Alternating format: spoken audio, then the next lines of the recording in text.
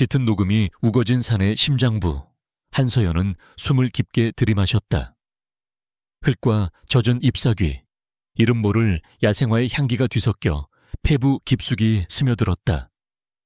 그녀의 눈은 단순한 풍경을 넘어 이 땅이 품고 있는 가능성과 미래를 꿰뚫어 보고 있었다. 손에 든 태블릿 화면에는 복잡한 등고선과 측량 데이터가 가득했지만 그녀의 머릿속에서는 이미 자연과 인간이 완벽한 조화를 이루는 친환경 리조트의 청사진이 그려지고 있었다. 이곳은 그녀의 단순한 일터가 아니었다. 지난 몇 년간의 땀과 열정, 그리고 모든 것을 걸었던 꿈의 결정체였다. 강철 같은 의지와 타협 없는 완벽주의로 업계에서 명성을 쌓은 그녀였지만 이 프로젝트 앞에서만큼은 언제나 가슴 벅찬 설렘을 감출 수 없었다. 바람의 결이 조금씩 거칠어지기 시작했다. 나무집들이 불안하게 몸을 뒤채는 소리가 숲의 정적을 깨뜨렸다. 서연은 잠시 하던 일을 멈추고 무심코 하늘을 올려다보았다. 회색빛 구름이 산봉우리를 중심으로 짙게 몰려들고 있었지만 그녀는 대수롭지 않게 여겼다. 산의 날씨란 본래 변덕스러운 법이니까.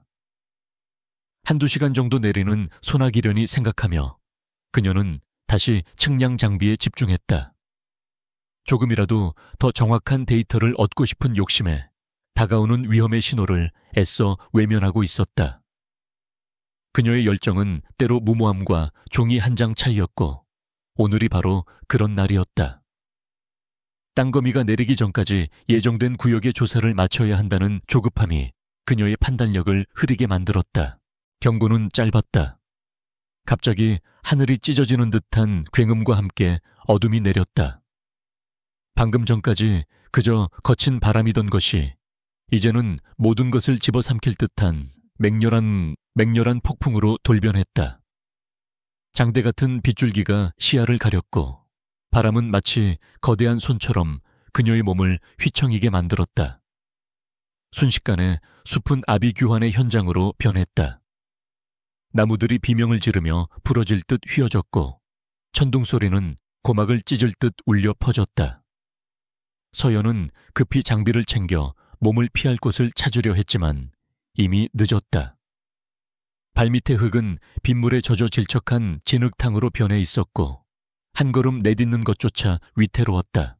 필사적으로 안전한 곳을 찾던 서연의 발이 미끄러진 것은 한순간이었다. 억하는 비명과 함께 그녀의 몸이 가파른 비탈길 아래로 굴러 떨어졌다. 나뭇가지에 옷이 찢기고 돌부리에 무릎이 부딪히는 고통이 온몸을 덮쳤다. 몇 바퀴를 구른 끝에 간신히 멈춰 섰을 때 발목에서는 찌르는 듯한 격통이 느껴졌다. 고개를 들어 주변을 둘러보았지만 빗줄기 때문에 한 치 앞도 분간할 수 없었다.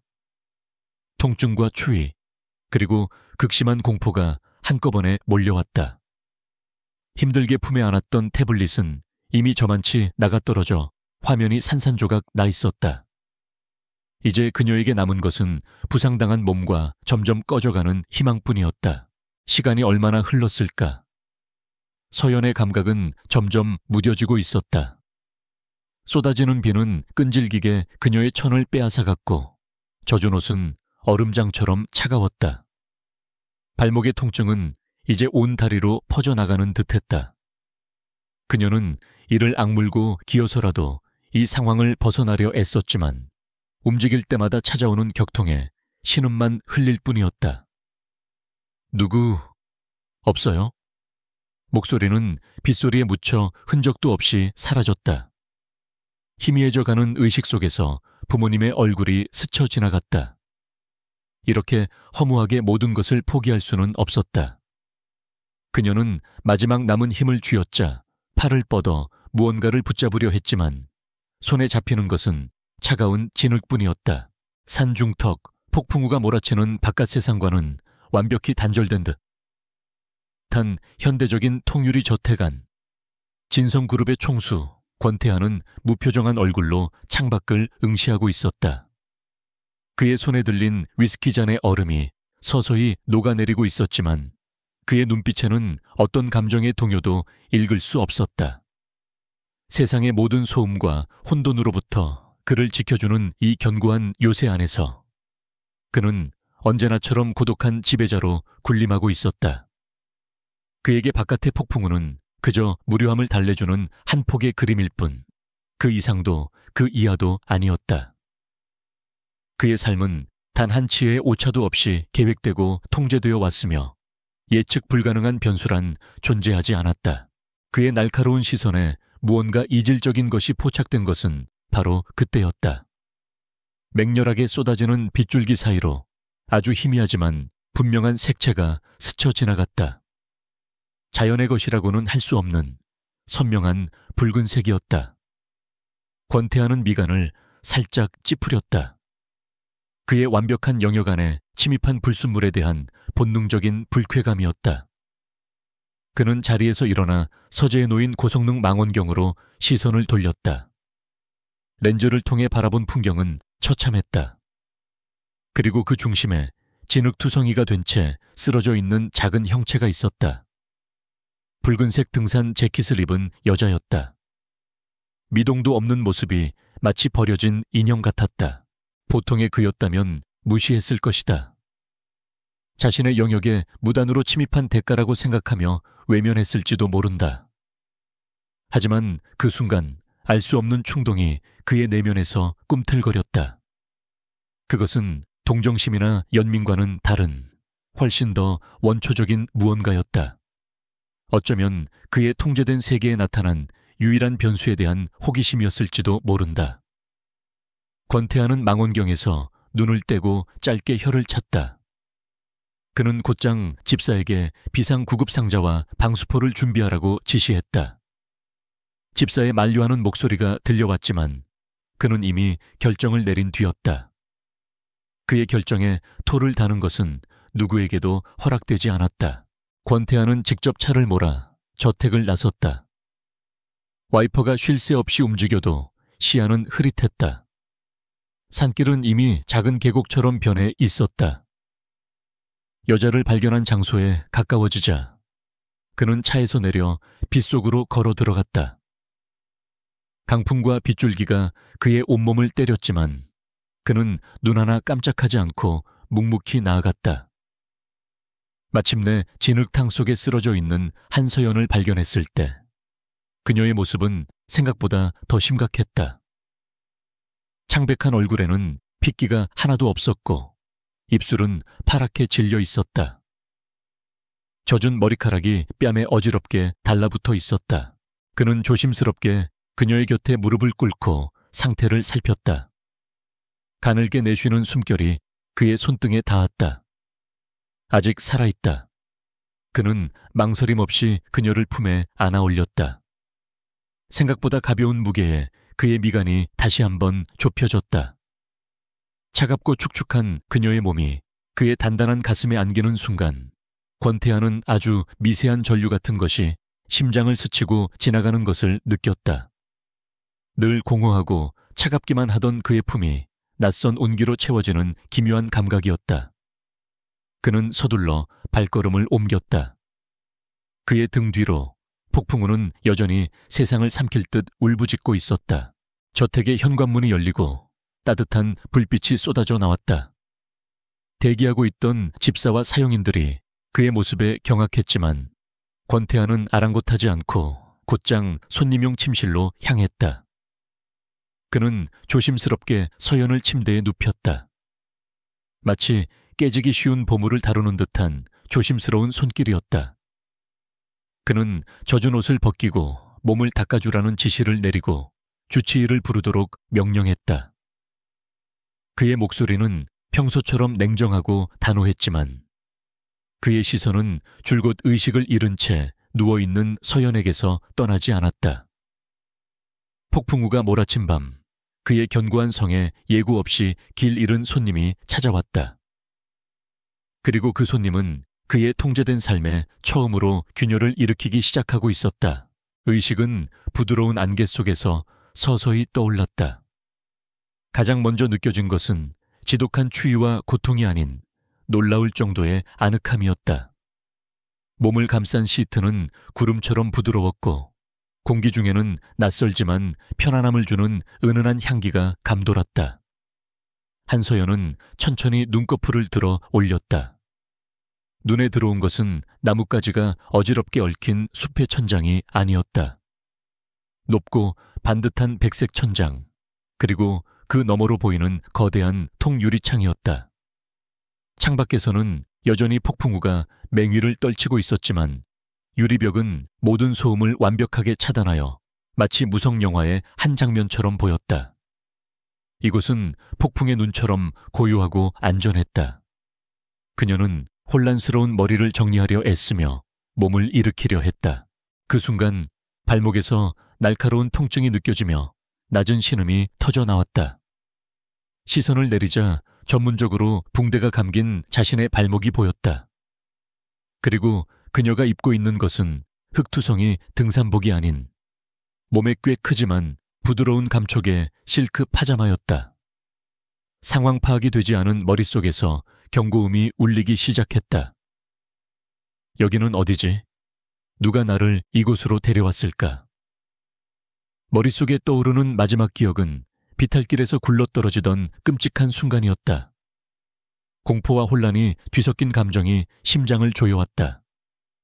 그녀는 경계심을 늦추지 않고 주변을 살폈다. 방은 값비싼 가구들로 미니멀하게 꾸며져 있었고 모든 것이 비현실적으로 깔끔하고 정돈되어 있었다. 마치 사람의 온기가 전혀 느껴지지 않는 모델하우스 같았다. 방문이 소리 없이 열리고 한 남자가 들어왔다. 권태하였다.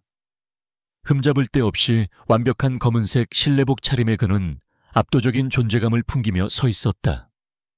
조각상처럼 차가운 그의 얼굴에는 어떤 감정도 드러나지 않았고 깊이를 알 수 없는 눈동자는 무심하게 그녀를 향해 있었다. 서연은 본능적으로 몸을 움츠렸다. 그가 바로 자신을 구해준 사람일까? 그렇다기엔 그의 분위기는 구원자라기보다 심판자에 가까웠다. 태아는 침대로 다가와 간결하게 입을 열었다. 일어났군. 그의 목소리는 위스키처럼 낮고 차가웠다. 의사가 다녀갔다. 발목 인대가 심하게 늘어났고 가벼운 저천증 증세가 있었다. 당분간 절대 안정이 필요하다. 그는 상황을 보고하는 부하 직원처럼 필요한 사실만을 건조하게 나열했다. 그의 차가운 태도와는 달리 그의 뒤를 따라 들어온 집사가 가져온 것은 따뜻한 김이 모락모락 피어오르는 죽 한 그릇이었다. 정갈한 녹그릇에 담긴 전복죽은 보기만 해도 속이 편안해지는 듯 했다. 집사가 탁자에 죽을 내려놓고 나가자 방 안에는 다시 두 사람의 침묵만이 남았다. 서연은 여전히 경계심을 풀지 못한 채 그를 바라보았다. 태아는 턱짓으로 죽을 가리켰다. 먹어도 기력 회복에 도움이 될 거다. 명령에 가까운 말투였지만 그 안에는 이상하게도 거스를 수 없는 단호함과 함께 희미한 배려가 묻어 있었다. 서연은 마지못해 스푼을 들었다. 따뜻한 죽이 목을 타고 넘어가는 순간 꽁꽁 얼어붙었던 몸이 서서히 녹아내리는 것을 느꼈다. 식사를 하는 동안에도 태아는 말없이 소파에 앉아 그녀를 지켜보고 있었다. 그의 시선은 노골적이지 않았지만 마치 모든 것을 꿰뚫어 보는 것처럼 느껴져 서연을 불편하게 만들었다. 그녀는 평생 누군가의 도움에 의지하는 것을 싫어했다. 언제나 스스로의 힘으로 모든 것을 개척하고 해결해왔다. 하지만 지금 그녀는 낯선 남자의 호의 속에서 꼼짝없이 갇힌 신세였다. 감사함과 불안감이 마음속에서 복잡하게 뒤엉켰다. 감사합니다. 저를 구해주셔서. 어렵게 입을 열었지만 돌아온 것은 무심한 대답뿐이었다. 내 소유지에서 일어난 일이다. 당연한 조치였을 뿐. 그는 선을 긋듯 말했다.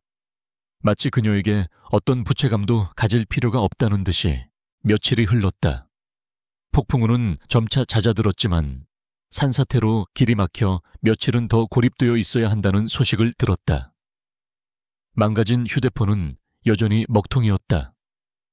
서연은 이 호화로운 감옥 안에서 회복에만 집중해야 했다. 권태하는 여전히 무심하고 말이 없었지만 그의 보살핌은 놀라울 정도로 세심했다.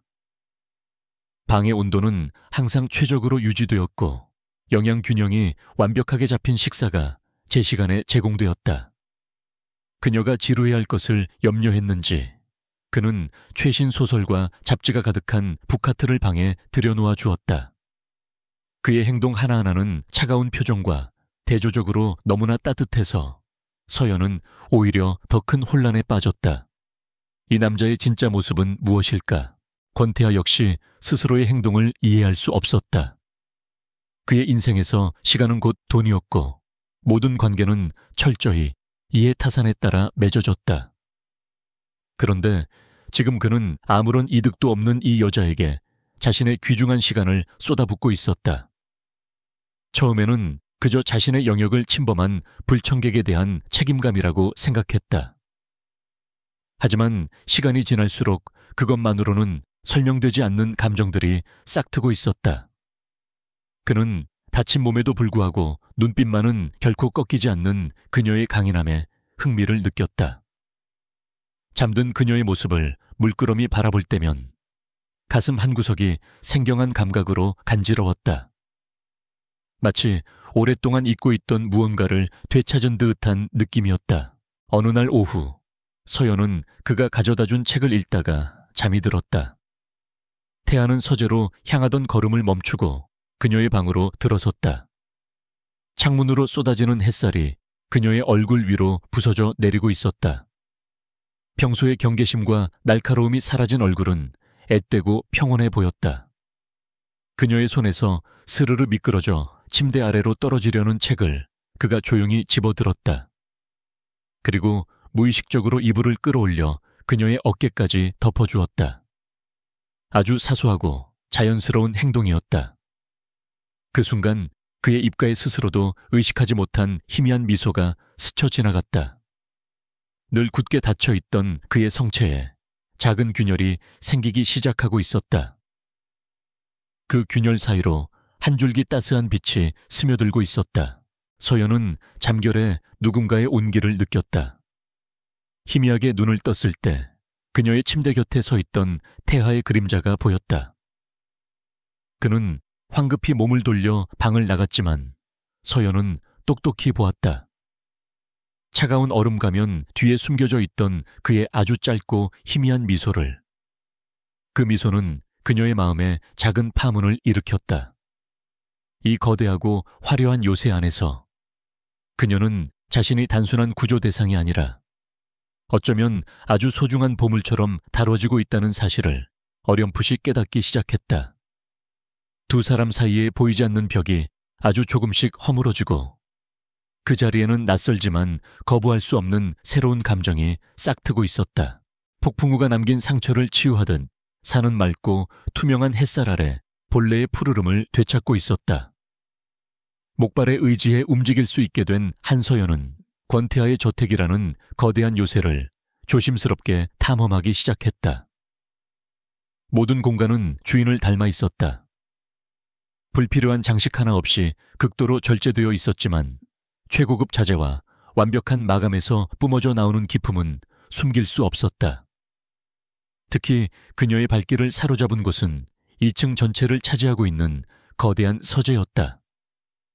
바닥부터 천장까지 닿는 책장에는 건축, 철학, 역사에 관한 서적들이 질서정연하게 꽂혀 있었고 한쪽 벽에는 도시의 야경을 담은 흑백 사진이 무심하게 걸려 있었다. 이곳은 그의 지성과 내면을 엿볼 수 있는 유일한 공간처럼 느껴졌다. 서연이 유명 건축가의 작품집을 꺼내 들여다보고 있을 때 권태하가 소리 없이 안으로 들어왔다. 몸은 좀 괜찮은가? 언제나처럼 간결한 질문이었지만 며칠 전에 날카로운 경계심은 느껴지지 않았다. 서연은 고개를 끄덕이며 미소 지었다. 덕분에요. 정말 좋은 곳이네요. 특히 이 서재는 당신을 조금은 알 것 같은 기분이 들어요. 그녀의 말에 태하의 눈썹이 미세하게 움직였다. 나를? 네. 차갑고 이성적이지만 사실은 세상의 아름다움과 구조에 대해 깊은 관심을 가지고 있는 사람이요. 그녀의 대담하고 솔직한 평가에 태하의 입게 처음으로 흥미롭다는 기색이 스쳤다. 그는 그녀의 맞은편 소파에 앉으며 대화를 이어갔다. 건축에 조예가 깊은 모양이군. 그의 한마디는 봇물처럼 쏟아지는 그녀의 열정에 불을 붙였다. 서연은 잠시 망설이다가 태아가 건네준 새 태블릿을 들어보였다. 사실 제가 하는 일이 건축, 그 중에서도 자연과 공간을 잇는 조경 건축이에요. 그녀는 클라우드에 백업해 두었던 자신의 프로젝트 파일을 열었다. 화면에는 푸른 숲과 계곡을 그대로 품에 안은 듯한 아름다운 리조트의 조감도가 떠올랐다. 그녀의 목소리는 생기와 열정으로 가득 찼다. 이곳은 단순한 숙박시설이 아니에요. 자연을 파괴하고 인공적인 아름다움을 내세우는 곳이 아니라 자연의 일부가 되어 그 안에서 치유와 휴식을 얻는 공간이죠. 최소한의 개발로 최대한의 자연을 보존하는 것, 그게 제 철학이에요. 그녀는 손가락으로 화면을 넘기며 세부적인 설계와 그 안에 담긴 의미들을 설명하기 시작했다. 태양광을 이용한 에너지 시스템, 빗물을 정화하여 사용하는 중수도 시설, 그리고 주변 생태계를 고려한 식물 배치까지. 그녀의 설명은 단순한 지식의 나열이 아니었다. 그것은 하나의 신념이자 세상에 대한 그녀의 애정 표현 방식이었다. 권태하는 말없이 그녀의 이야기에 빠져들었다.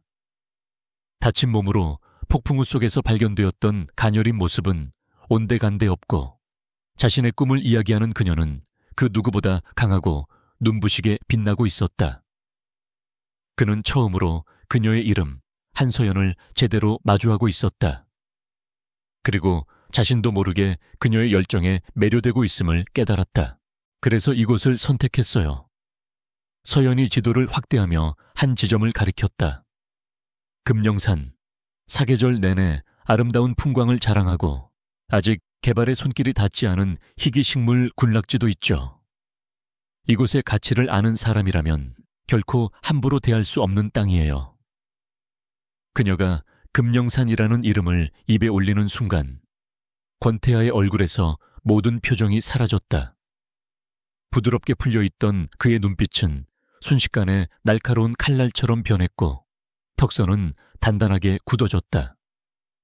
방금 전까지 방안을 감돌던 온기는 차갑게 식어버렸다. 그의 내면에서 폭풍이 휘몰아치고 있었다. 금령산. 그 이름은 지난 1년간 그의 모든 신경을 곤두서게 만든 전쟁터의 이름이었다. 그의 변화를 감지한 서연이 걱정스러운 얼굴로 물었다. 왜 그러세요? 혹시 무슨 문제라도 있나요?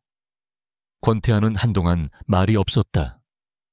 그의 머릿속에서는 수만 가지 경우의 수가 충돌하고 있었다. 신이 내린 장난이란 말인가? 하필이면 그녀였다. 자신이 폭풍우 속에서 구해낸 이 여자가 자신의 가장 큰 숙적인 태영그룹 유 회장과의 사활을 건 싸움의 한복판에 서 있었다. 유 회장은 금령산을 인수해 대규모 화학 공장을 지으려 하고 있었다. 환경 파괴는 불보듯 뻔한 일이었고 그 과정에서 엄청난 비자금을 조성하려는 속셈이었다. 태아는 그 계획을 저지하고 금령산을 친환경 바이오 단지로 개발하여 태영을 무너뜨릴 결정타를 준비하고 있었다. 그런데 이제 그 전쟁터의 가장 중요한 변수가 바로 눈앞의 이 여자 한서연이 되어버렸다. 그는 애써 감정을 추스르고 낮은 목소리로 입을 열었다. 그의 목소리에는 서늘한 냉기가 어려 있었다. 그 땅, 당신이 생각하는 것처럼 평화로운 곳이 아니야. 네? 그게 무슨... 태영그룹의 유명한 회장을 아나? 그 이름이 나오자 서연의 얼굴이 굳어졌다. 건설업계에 있으면서 그 이름을 모를 리 없었다.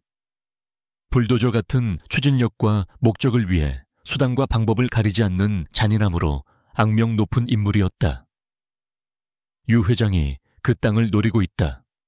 당신이 만들려는 그런 아름다운 곳과는 정반대의 모든 것을 파괴할 흉물을 짓기 위해서. 권태하의 설명은 간결했지만 그 안에 담긴 무게는 결코 가볍지 않았다. 서연의 얼굴이 하얗게 질렸다.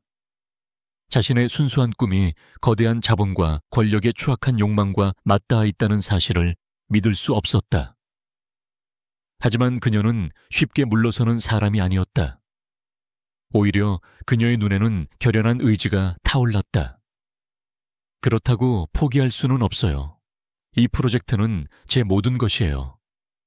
그 땅이 얼마나 소중한 곳인지 그들이 모른다면 제가 알려주겠어요. 그녀의 당찬 선언에 권태하는 복잡한 심정으로 그녀를 바라보았다. 그녀의 순수한 열정과 정의감이 가상하면서도 동시에 그것이 얼마나 위험한 무모함인지를 그는 잘 알고 있었다. 유 회장은 자신의 길을 막는 자를 결코 용서하지 않는 인간이었다. 고요했던 요새에 폭풍우가 지나간 외부 세계의 갈등이 밀려들어왔다. 이제 두 사람은 더 이상 단순한 구조자와 피구조자가 아니었다. 거대한 전쟁의 소용돌이 속에서 운명적으로 얽혀버린 공모자이자 서로에게 가장 중요한 변수가 되어버렸다. 권태하는 그녀를 보호해야 한다는 본능과 그녀를 이 위험한 게임에서 떼어놓아야 한다는 이성 사이에서 갈등했다. 한서연은 자신의 꿈을 지키기 위해 이제껏 겪어보지 못한 거대한 적과 맞서 싸워야 할 운명에 처했다. 두 사람 사이에는 새로운 긴장감이 감돌기 시작했고 그것은 앞으로 닥쳐올 더 큰 폭풍의 전조였다. 태영그룹의 심장부, 유명한 회장의 집무실은 그의 욕망을 그대로 비추는 거울이었다. 고풍스러운 가구와 번쩍이는 대리석 바닥, 벽에 걸린 호사스러운 유화들은 권태하의 미니멀리즘과는 정반대의 지점에서 노골적으로 부와 권력을 과시하고 있었다. 유 회장은 두툼한 시가 연기를 공중으로 뿜어내며 맞은편에 선 비서의 보고를 듣고 있었다. 늙은 포식자의 눈빛은 여전히 예리하게 빛나고 있었다. 보고 내용은 금령산 부지 개발에 관한 것이었다. 시청에 제출된 여러 개발안 중 경쟁 상대라고 할 것도 없는 작은 건축사무소의 이름이 언급되었다. 한서연, 들어본 적 없는 이름이군. 유 회장은 별것 아니라는 듯 재를 털었다.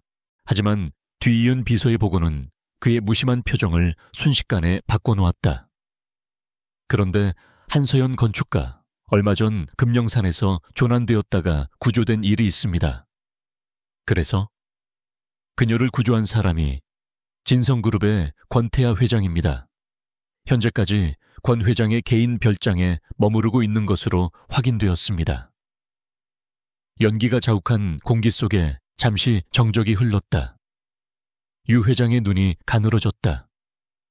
그의 머릿속에서 흩어져 있던 퍼즐 조각들이 순식간에 맞춰졌다. 우연이라기엔 너무나 절묘한 타이밍. 권태하, 그 얼음장같이 차가운 놈이 아무런 이유 없이 여자를 구하고 자신의 성역에 들였다. 있을 수 없는 일이었다. 그는 이 모든 것이 권태하가 자신을 공격하기 위해 준비한 새로운 카드라고 직감했다. 한서연은 더 이상 하찮은 건축가가 아니었다. 그녀는 권태하가 내세운 위험한 주이었다. 재밌군. 유 회장은 뱀처럼 차가운 미소를 지었다. 새파랗게 젊은 놈이 벌써부터 여자를 앞세워 공작질이라. 좋다. 그럼 그 패를 먼저 무용지물로 만들어주지. 그는 즉시 명령을 내렸다.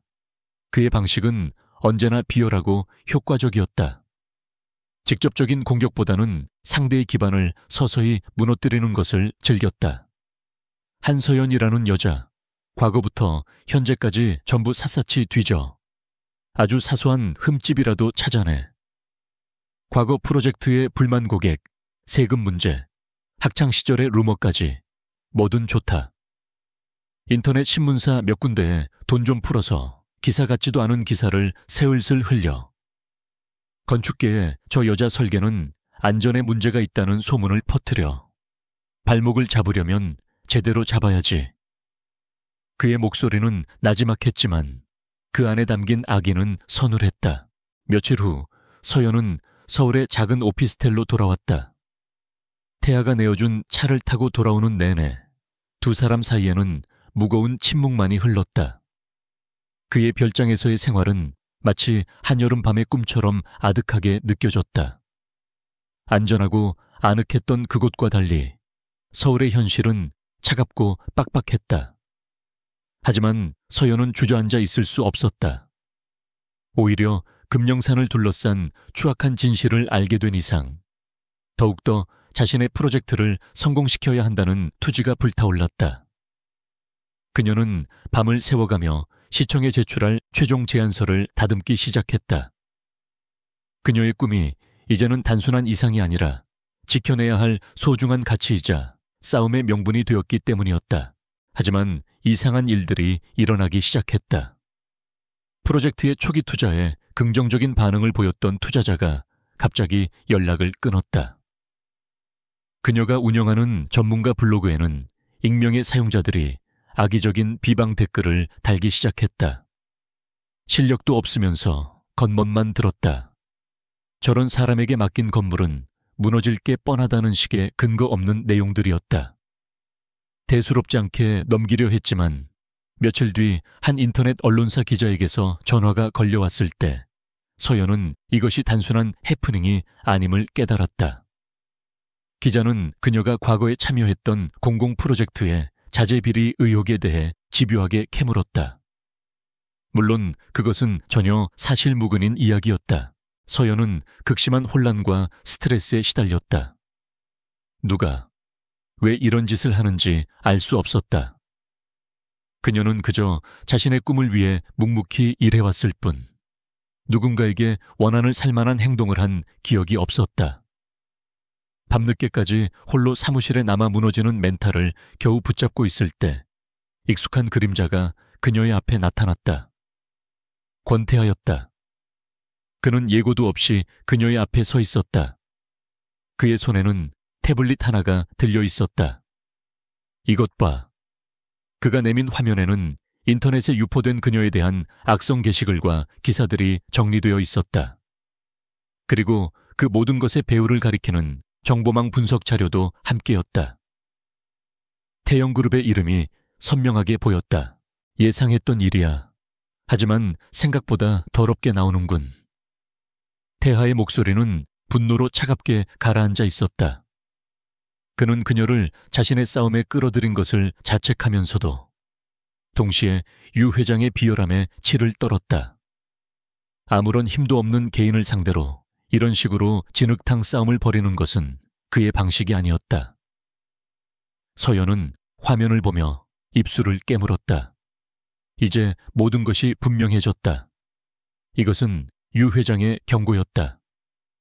금령산에서 손을 떼라는, 감히 자신의 앞을 가로막지 말라는 비열한 협박.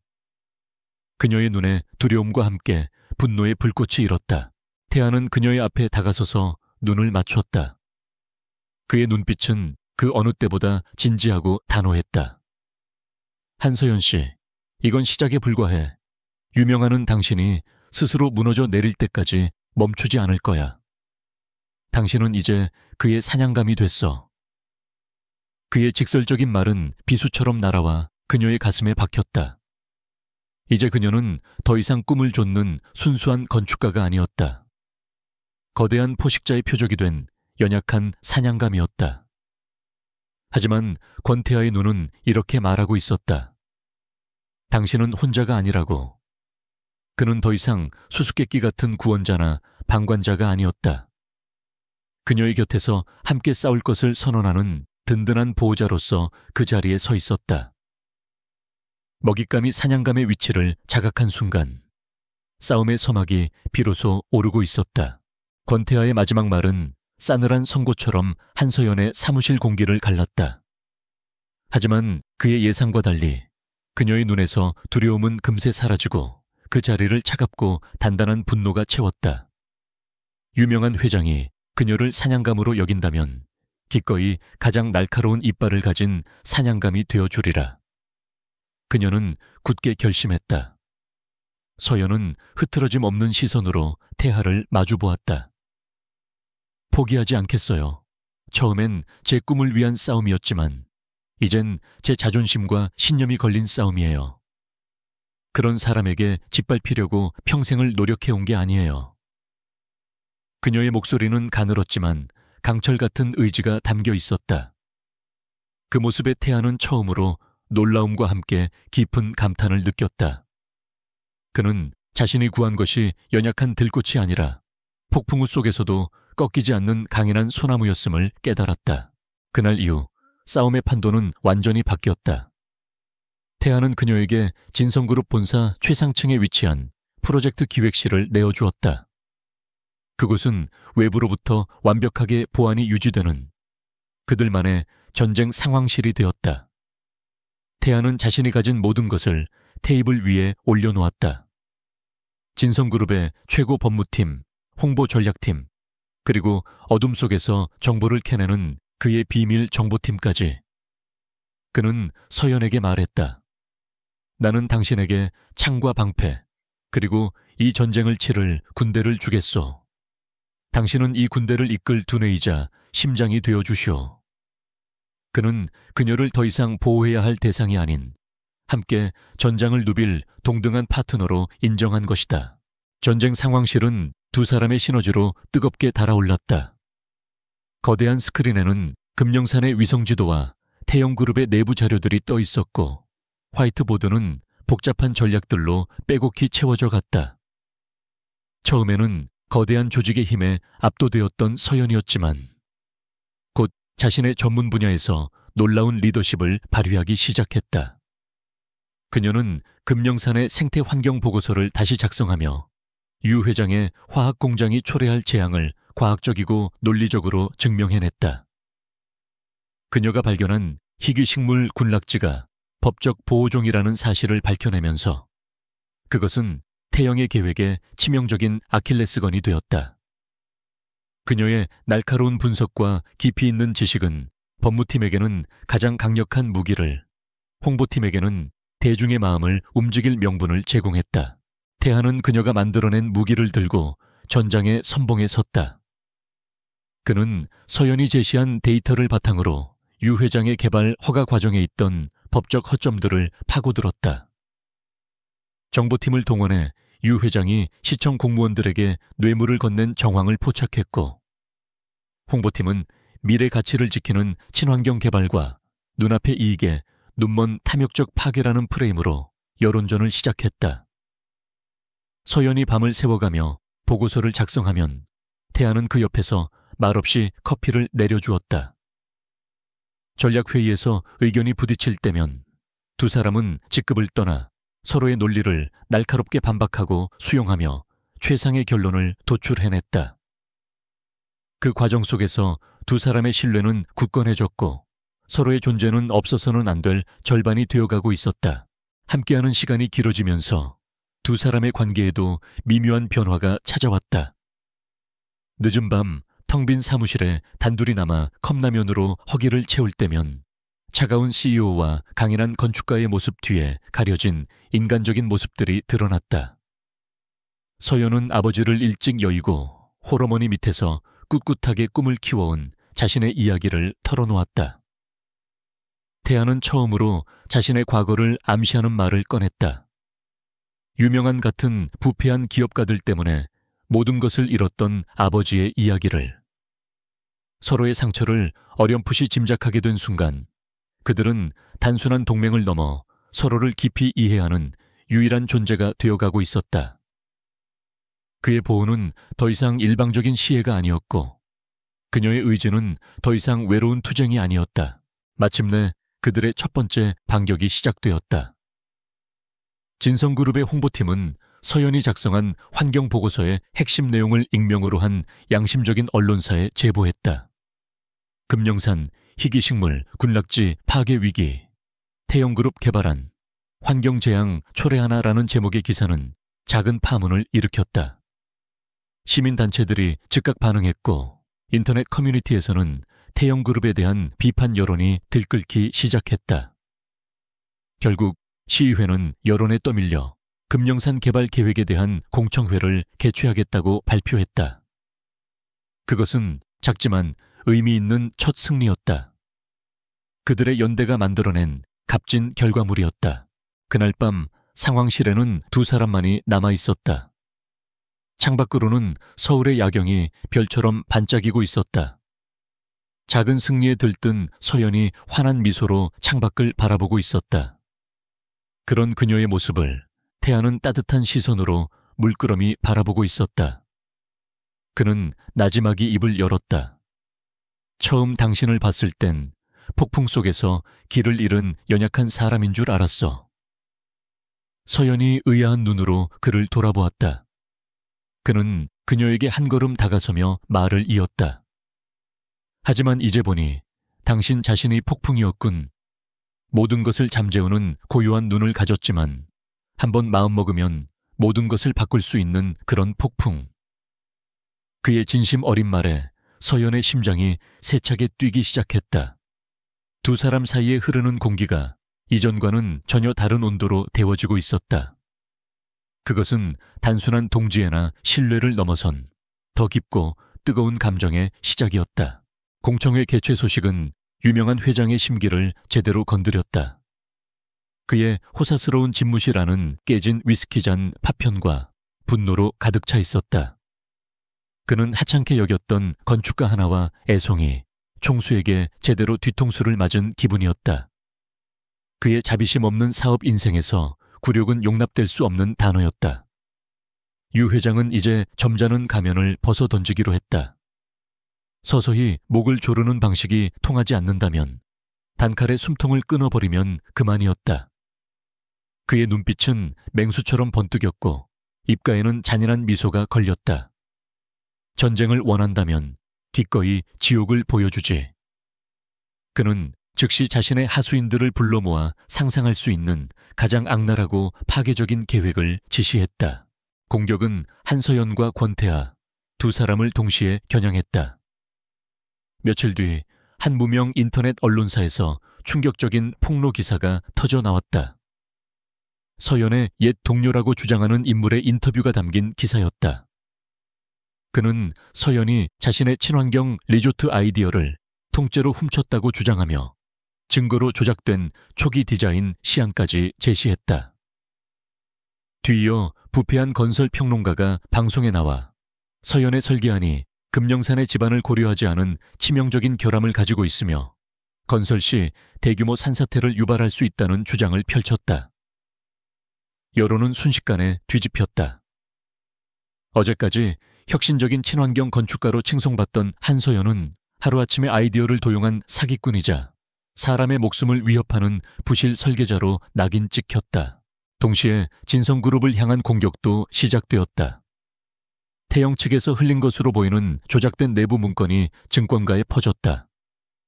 진성그룹의 바이오 사업 부문이 심각한 적재에 시달리고 있으며 권태아가 이를 덮기 위해 무리하게 금령산 프로젝트에 투자하고 있다는 내용이었다. 권태아가 한서연이라는 여자에게 빠져 회사 전체를 위험에 빠뜨리고 있다는 자극적인 루머까지 더해졌다. 진성그룹의 주가는 폭락하기 시작했고 이사들은 긴급 이사회를 소집하며 권태아를 압박했다.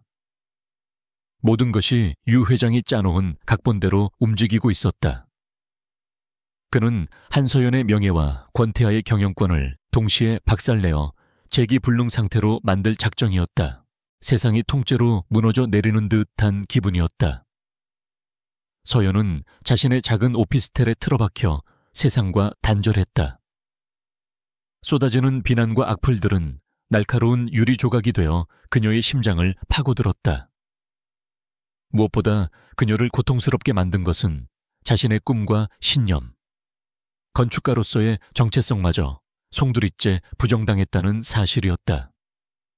하지만 더 큰 절망은 자신이 권태아에게 돌이킬 수 없는 피해를 입혔다는 죄책감이었다. 그녀 때문에 그가 평생을 바쳐 이룩한 회사와 명성이 위협받고 있었다. 어쩌면 여기서 멈추는 것이 맞을지도 모른다. 모든 것을 포기하고 사라져버리면 적어도 그는 더 이상 다치지 않을 테니까. 권태아 역시 사면초계에 몰렸다. 이사회의 원로들은 당장 한서연과의 관계를 끊고 금영산 프로젝트에서 손을 떼라고 맹렬히 비난했다. 가장 믿었던 측근마저도 지금은 한 발 물러서야 할 때라며 그를 설득했다. 그의 앞에는 두 가지 길이 놓여 있었다. 회사를 지키기 위해 그녀를 버리고 현실과 타협하는 길, 혹은 모든 것을 잃을 각오를 하고 그녀와 함께 가시밭길을 걷는 길.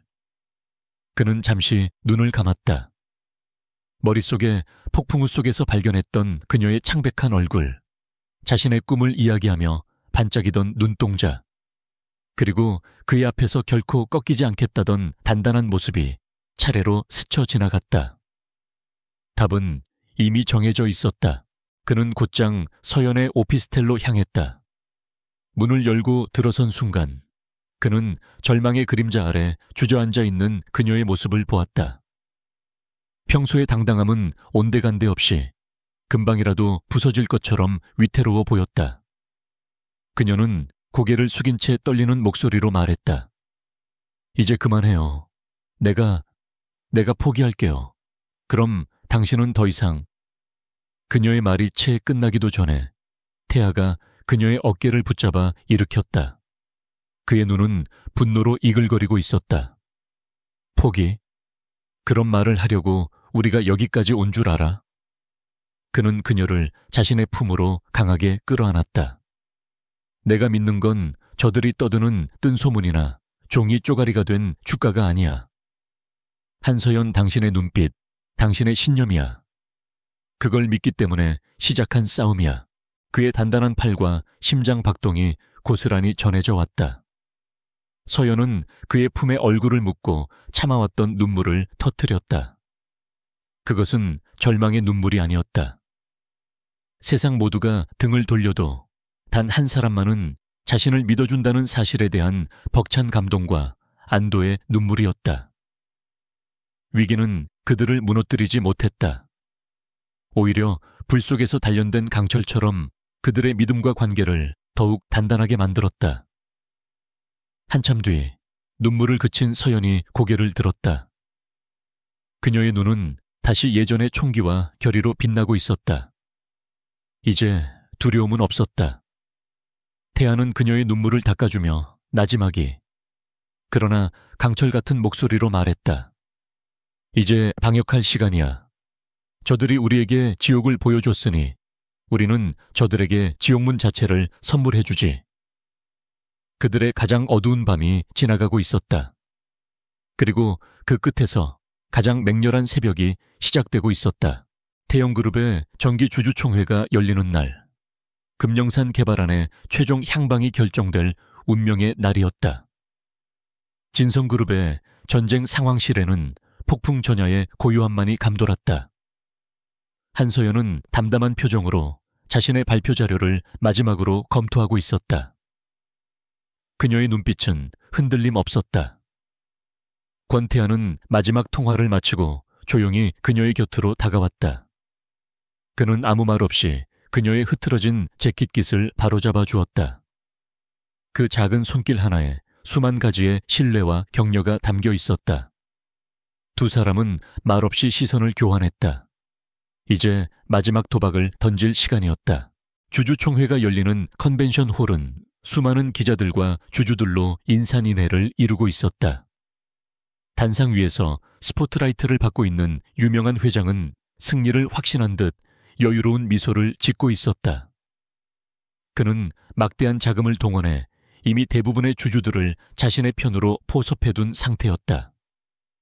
권태아와 한서연이 홀 안으로 들어서자 모든 시선이 그들에게 쏠렸다.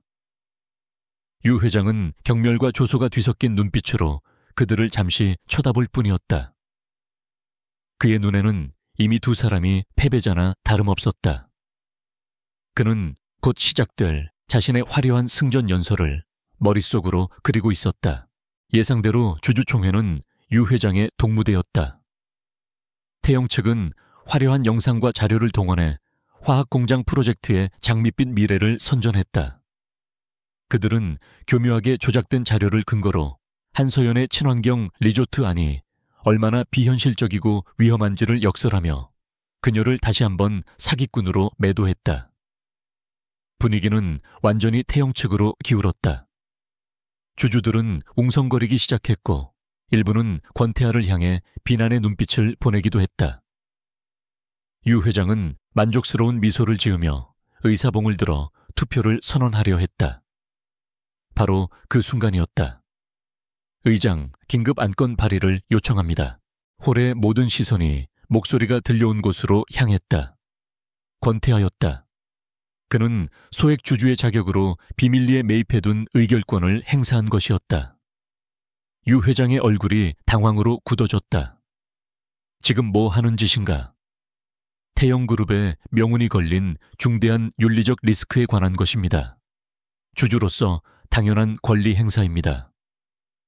권태하가 말을 마치는 순간 홀의 조명이 살짝 어두워지고 단상의 거대한 스크린이 태영의 로고 대신 푸른 숲의 영상으로 바뀌었다. 진성 측 기술팀이 이미 방송 시스템을 장악한 뒤였다. 권태하가 마이크를 잡고 선언했다.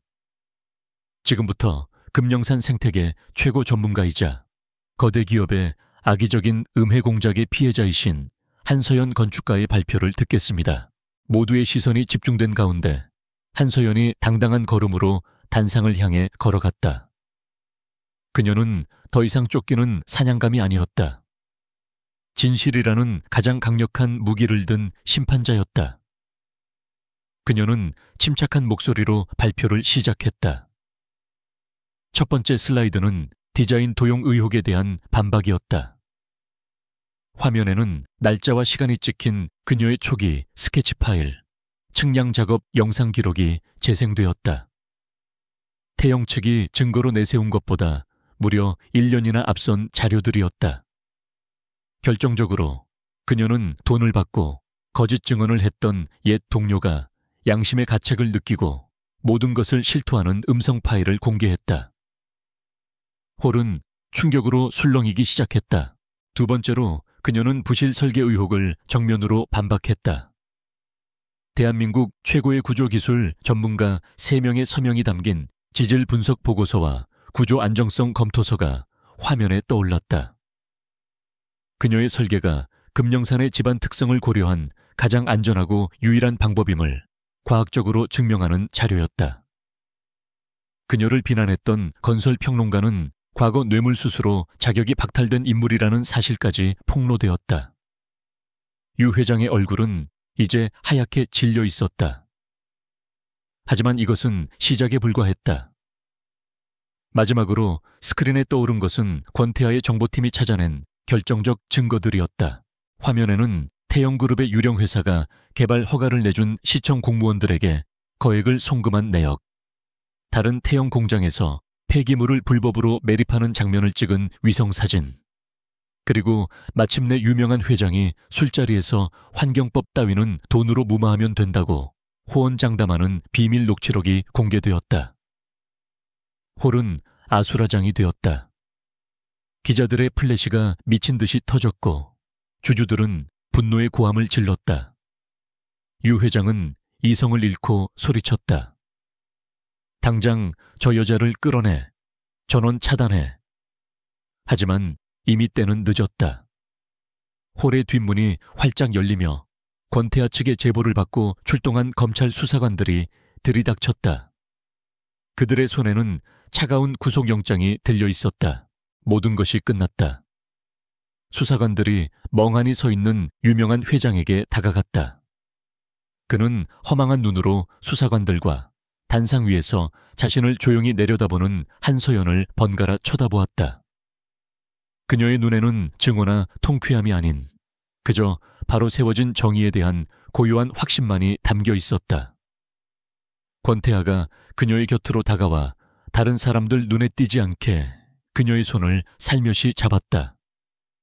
수많은 카메라 플래시가 부패한 제왕의 몰락과 진실을 위해 싸운 두 사람의 승리를 동시에 담아내고 있었다.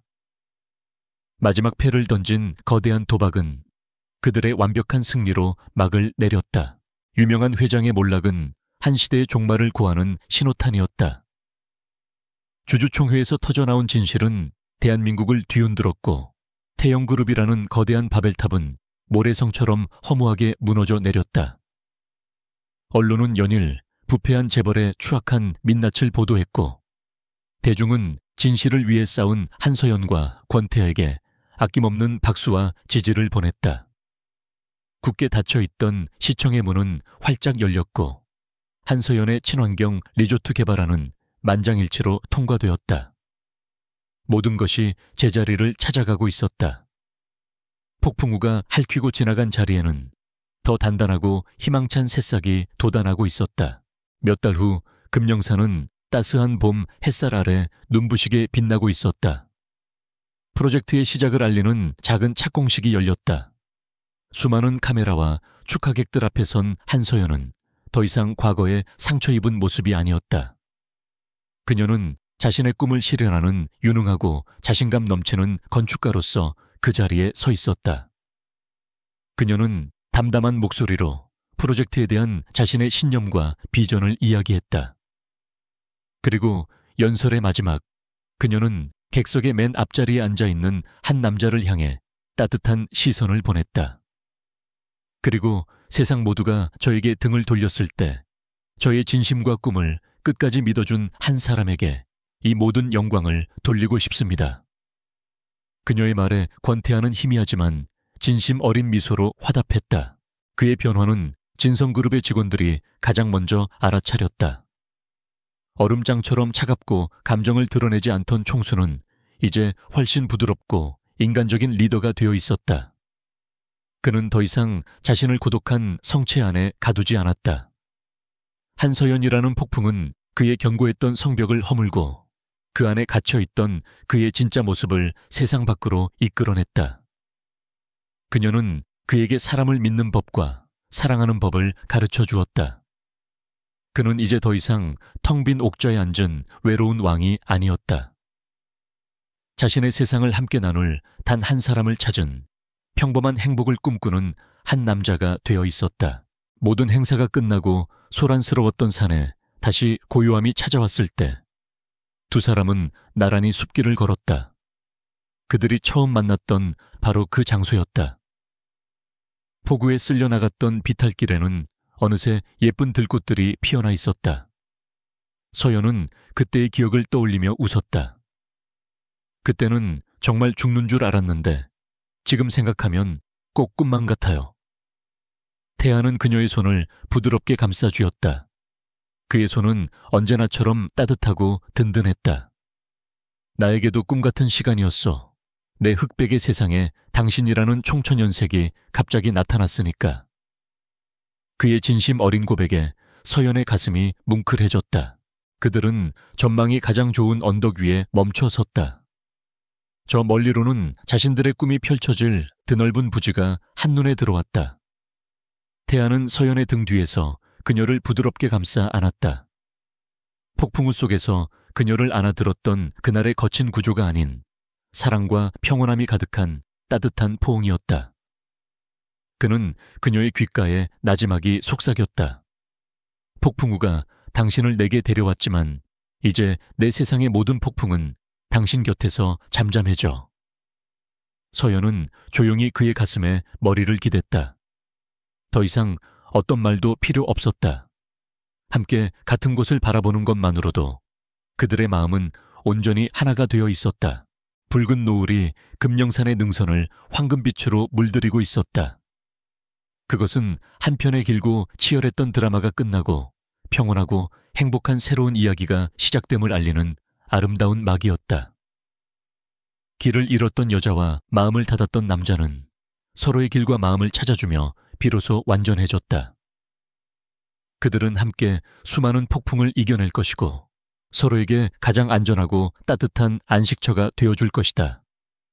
지독했던 폭풍우는 마침내 그치고 그 자리에는 눈부신 사랑만이 남아 영원히 빛나고 있었다.